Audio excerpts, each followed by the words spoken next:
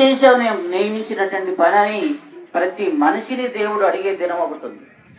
ఆ దినాన ఒకవేళ ఆయన నియమించినటువంటి పనిని నియమించినట్టుగా మనం చేస్తే ఆయన దగ్గర తలెత్తుకొని, అయ్యా నువ్వు నియమించినటువంటి పని సంపూర్ణంగా నేను నెరవేర్చాను, ఈ భూమి మీద నువ్వు చెప్పినట్టుగా చేశాను, ఇదిగో నా దినాలు సంపూర్తి చేసుకొని నేను నీ దగ్గరకు వచ్చానని తలెత్తుకొని సంతోషంతో ఆనందంతో జవాబిస్తావు.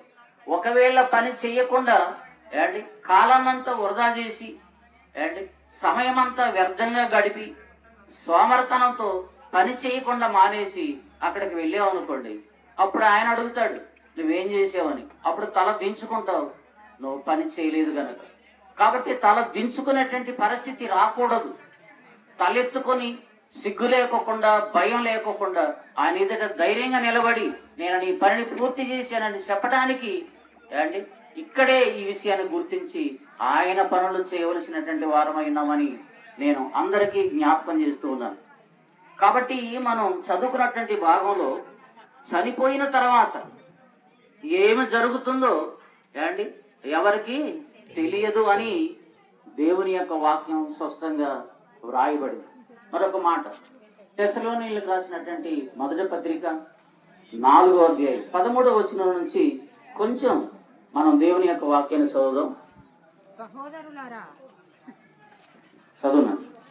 సహోదరులారా, నిరీక్షణ లేని ఇతరుల వలె మీరు దుఃఖపడుకుండు నిమిత్తం నిద్రించుతున్న వారిని గూర్చి మీకు తెలియకుండా మాకిష్టం లేదు. యేసు మృతి పొంది తిరిగి లేచినని మనం నమ్మిన ఎడల అదే ప్రకారము యేసునందు నిద్రించిన వారిని దేవుడు ఆయనతో కూడా వెంట పెట్టుకొని వచ్చును అనేటువంటి మాట ఇక్కడ రాయబడింది.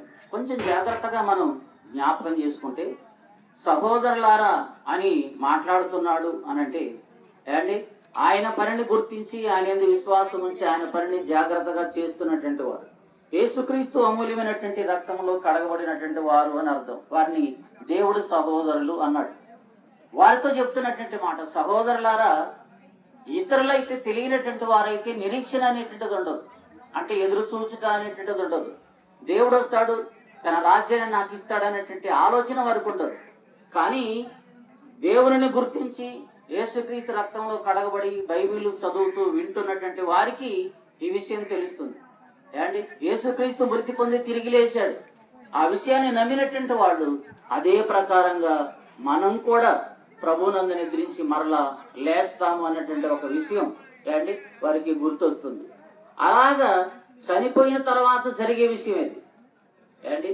యేసుక్రీస్తు చనిపోయాడు, సమాధి చేయబడ్డాడు, లేచాడు, తిరిగి ఆరోహణుడై పరలోకానికి తండ్రి దగ్గరికి వెళ్ళాడు. ఆయన వెళుతూ వెళుతూ చెప్పినటువంటి మాట ఏంటంటే, ఇదిగో నేను ఎలాగైతే ఆరోహణుడై వెళుతున్నానో తిరిగి మరలా అదే విధంగా వస్తాను. ఎందుకు వస్తానంటే, ఇదిగో నేను మీకు ఏర్పాటు చేసినటువంటి స్థలాల్లో మిమ్మల్ని ఉంచడానికి, మిమ్మల్ని తీసుకొని పోవడానికి నేను వస్తానని చెప్పాడు. దాన్ని కాలాంతము అంటారు. బైబిల్ ప్రకారం అయితే రెండవ రాకడ అంటారు. ఆయన రెండవ రాకడలో ఈ భూమి మీద ప్రత్యక్షమైనప్పుడు నిజంగా ఆయన యందు భయభక్తులు కలిగి విశ్వాసం ఉంచి ఆయన పనుల్లో నిమగ్నమైనటువంటి వారు నేను ఇందాక చెప్పినట్టు తలెత్తుకొని సిగ్గుపడకుండా నిలబడతారు. అయ్యా నువ్వు చెప్పినటువంటి పనిని మేము ఈ విధంగా చేసామని చెప్పి ఆనందంతో చెప్తూ ఉంటారు. ఆయనను గుర్తించక ఆయన చెప్పినటువంటి పనులు చేయకుండాటువంటి వారు అవమానపరచబడతారు అన్నటువంటి విషయాన్ని నేను మీకు జ్ఞాపకం చేస్తాను. అలాంటిది జరగకుండా దేవుని ఎదుట సిగ్గుపడక్కర్లేనటువంటి పనివారముగా ధైర్యంగా నిలబడడం కోసానికి ఇక్కడుండగానే ఆయన నియమించినటువంటి పనులను తెలుసుకొని ఆయన ఏ పనులను మనం చేయడానికి నియమించాడో ఆ పనులు చేసే విషయంలో నిమగ్నమైతే ఎంతో గొప్ప భాగ్యం. ఆయన వచ్చినప్పుడు మొట్టమొదటిగా లేపబడి ఆయన ఏర్పాటు చేసినటువంటి పరలోక రాజ్యంలో ఆనందంతో హాయిగా యుగాయుగములు జీవించేటువంటి జీవితం ఉన్నది అని జ్ఞాపకం చేస్తున్నాను. ఇది మనుషులు చనిపోయిన తర్వాత జరిగే విషయం. ఒకవేళ ఆయనను గుర్తించక ఆయన చెప్పినటువంటి పనులు చేయక ఇష్టానుసారంగా బ్రతికావు అనుకో, వారికి ఏర్పాటు చేసినది ఏంటయ్యా అనంటే నరకం. భయంకరమైనటువంటి అగ్ని, ఆత్మ చాలిపోదు అయ్యా. ఆ నరకములో ఆ మంటలలో ఆత్మ కాలిపోతుంటుంది. అక్కడ పండు కొరుకుట ఏడుపు తప్ప మరేమీ కూడా ఉండదు అని జ్ఞాపకం చేస్తాను. అట్టి స్థితికి వెళ్లకుండా ఆనందముతో సంతోషముతో ఏంటి ఆ మహిమలోకంలో దేవునితో సమానముగా దేవుని రాజ్యంలో ఉండడం కోసానికి ఇక్కడుండగానే మరణం రాకమునిపై మన శరీరంలో మన దేవుని యొక్క ఆత్మ ఉండగానే ఈ విషయాన్ని గుర్తించి మనందరం కూడా రెడీగా ఉండవలసినటువంటి వారమై ఉన్నామని జ్ఞాపకం చేస్తున్నాను. జాగ్రత్తగా వినండి. మనం కోదాడి అల్లాలి అనుకోండి, ఏంటి ఆ రోడ్డు నుంచి బస్సు వెళ్ళిపోతుంది. బస్సు ఈ టయానికి వస్తుందని తెలుసుకొని మనం ముందుగానే వెళ్ళి అక్కడ ఉండాలి. మన కోసానికి బస్సు ఆగదు, కానీ బస్సు కోసానికి మనమే ఉండాలి అని ఈ సత్యం అందరికీ తెలుసు. అలాగే మరణం ఎప్పుడు ఎవరికి వస్తుందో తెలియనప్పుడు ఏమండి మరణం తర్వాత ఏం జరుగుతుందో తెలుసుకొని ఏమండి మరణం తర్వాత మేలు పొందే విషయాన్ని ఆలోచన చేసి మేలుకరమైనటువంటి పనులు చేసుకుంటూ ముందుకు వెళ్ళవలసిన అవసరత ఎంతో ఉందని ఒక దేవుని సేవకునిగా నేను మీకు జ్ఞాపకం చేస్తున్నాను. కాబట్టి ఈ విషయాన్ని బ్రతికున్న మనమందరము గమనించవలసినటువంటి వారమైనామని తెలియజెప్తా ఉన్నాం.